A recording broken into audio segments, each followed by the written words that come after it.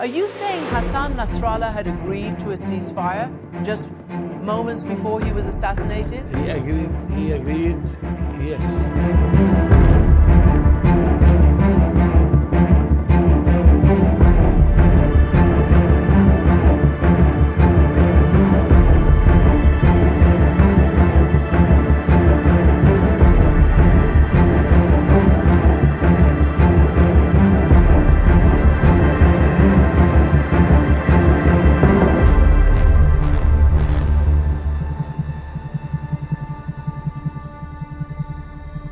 We agreed completely, Lebanon agreed to ceasefire, but consulting with the Hezbollah, the speaker, Mr. Berri, consulted with Hezbollah, and we informed the Americans and the French that what happened.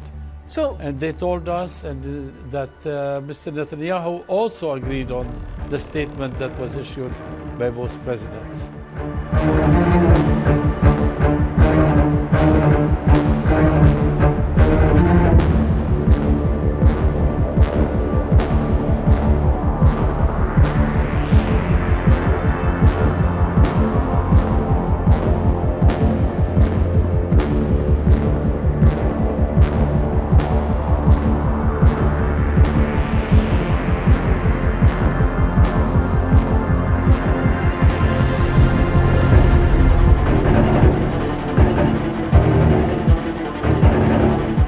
اسرائیل در مهمان ما رو در تهران روز تحلیف ترور کرد.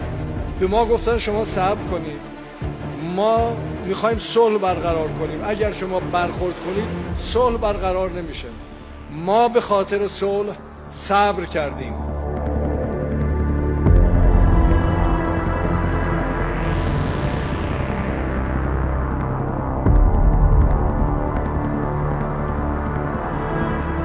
و اگر بخواهد طور دیگه ای عمل کند پاسخی محکمتر خواهیم داد.